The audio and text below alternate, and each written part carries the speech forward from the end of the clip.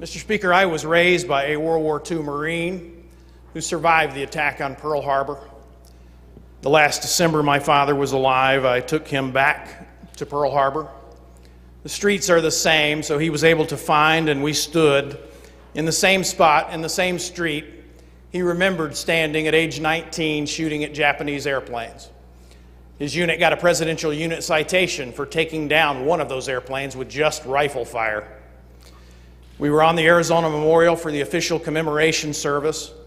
My father got to sit next to the Commandant of all Marines in the Pacific. I took his picture with that general. They had my father wear a purple lei. There were about 18 survivors there that day, and all wore purple leis. And as a result, that general, admirals, captains, lieutenants, enlisted and officers all saluted former Staff Sergeant James R. Glenn.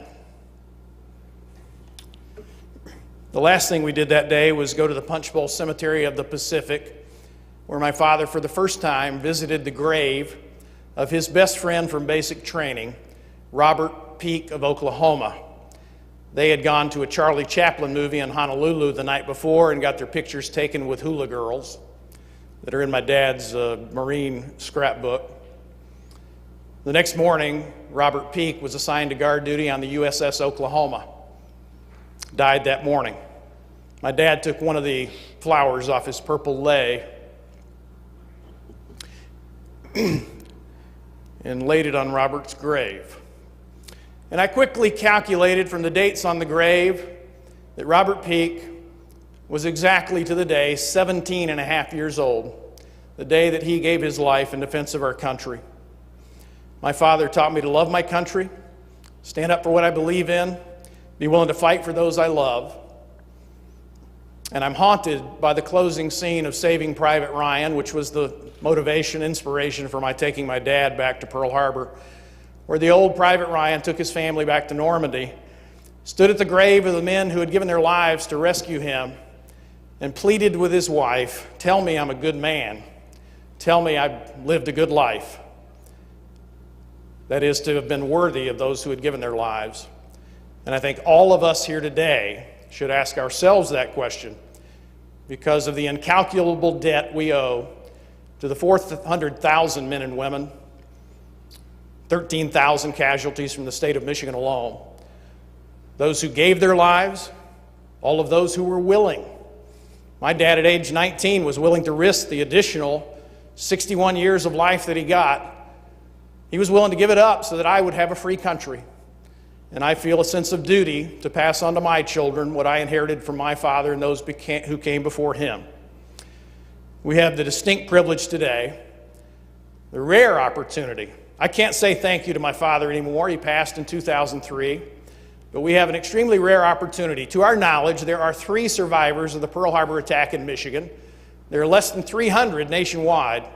One of them from Jackson, Herb Ifring, I believe his name is at Pearl Harbor today for the national recognition of the 75th anniversary.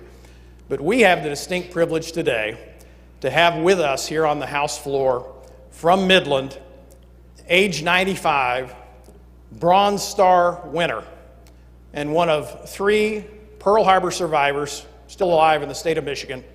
If you would join me in welcoming the ripe old age of 95, Sergeant Don Bloomfield.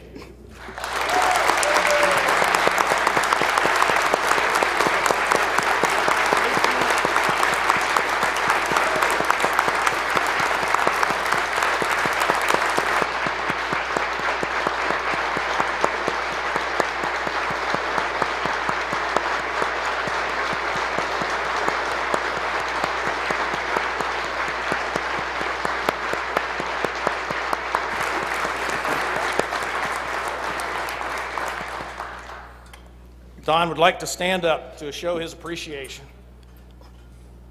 Thank you.